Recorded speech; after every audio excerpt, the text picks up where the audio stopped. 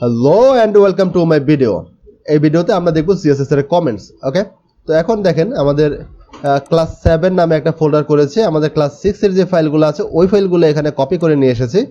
Just এখানে আমরা এটাকে ওপেন করলাম, ওপেন করে আমাদের যে ক্লাস 7 এর যে index.html ফাইলটা আছে এটাকে আমরা এখানে ক্লিক করে জাস্ট গো লাইভে ক্লিক করব।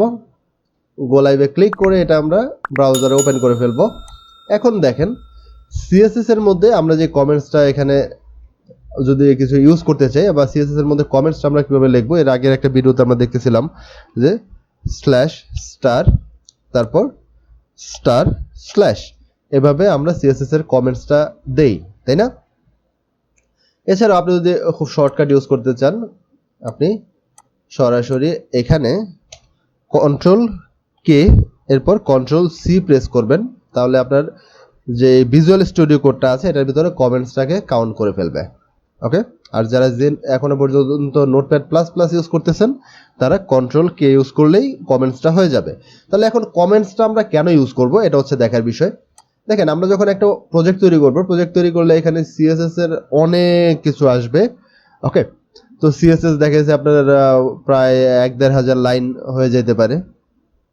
লাইন বলতে এরকম ছোট ছোট লাইন, অলরেডি দেখেন আমাদের এখানে 34টা লাইন হয়ে গেছে।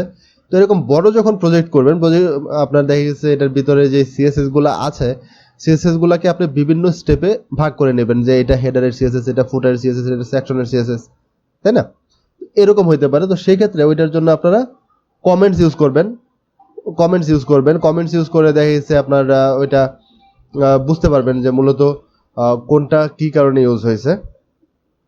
এছাড়াও আপনার দেখেছে কোনো একটা প্রজেক্ট যখন করবেন, আপনার অনেক সময় আপনার ক্লায়েন্ট এরকম বলতে পারে যে এখানে একটা ডিজাইন করো। আপনি ডিজাইনটা করলেন, করার পরে বলতেছে যে না এই ডিজাইনটা ভালো লাগতেছে না, তাহলে এইখানে ওই ডিজাইনটা করো। ঠিক আছে? তো এই যে ক্লায়েন্ট আপনার যেই তার যে প্রবলেমটা হচ্ছে, আমি এটা প্র্যাকটিক্যালি এই বিষয়টা ফেস করছি অনেক সময়, যে আপনার ক্লায়েন্ট একটা ডিজাইন আপনি করে দিলেন, করে দেওয়ার পরে সে বলতেছে যে এটা আরেকটু মডিফাই করো, এটা এইভাবে না এটা ওইভাবে করো। তখন দেখা যায় কি যে আগের যে সিএসএসটা আপনি লিখছেন তো ওই সিএসএস গুলাকে আপনার রিমুভ করে পরে আবার করতে হইতেছে। তো সেই ক্ষেত্রে আপনি এটা টোটালি রিমুভ না করে আপনি যদি চিন্তা করেন সাপোজ এইটুকু সিএসএস আপনি আপনার প্রজেক্ট থেকে এখন বাদ দিবেন, বাট এটা হইতে পারে যে ক্লায়েন্ট পরবর্তীতে তার যদি মাইন্ডটাকে চেঞ্জ করে তাহলে আবার এটা আপনার লাগতে পারে। তো সেক্ষেত্রে অতটুকুকে আপনি জাস্ট কমেন্টসের ভিতরে দিয়ে দিলেন, কমেন্টসের ভিতরে দিয়ে তারপরে আপনার নতুন প্রজেক্ট আবার রেডি করলেন। আর নতুনটা রেডি করার পরে এখন যদি আবার আপনার ক্লায়েন্ট বলে যে না এই ডিজাইনটা ভালো লাগতেছে না, তুমি পুরোনো ডিজাইনটাকে নিয়ে আসো, ঠিক আছে? তো সেই ক্ষেত্রে আপনি কি করবেন, ওই নতুন যেটা করেছেন ওইটাকে কমেন্টসের মধ্যে রেখে পুরোনোটাকে কমেন্টস আউট করে দিবেন। ঠিক আছে? তাহলে এইভাবে দেখা গেছে আপনার প্রজেক্টের মধ্যে অনেক কাজে অনেক সুবিধা হবে, এ হচ্ছে বিষয়। অথবা আপনার অনেক বড় ফাইল হলে ওইটাকে আপনার চিনতে সুবিধা হবে যে এই কোডটুকু এই সেকশনের, সো এখান থেকে আমি এটাকে মডিফাই করে নিব।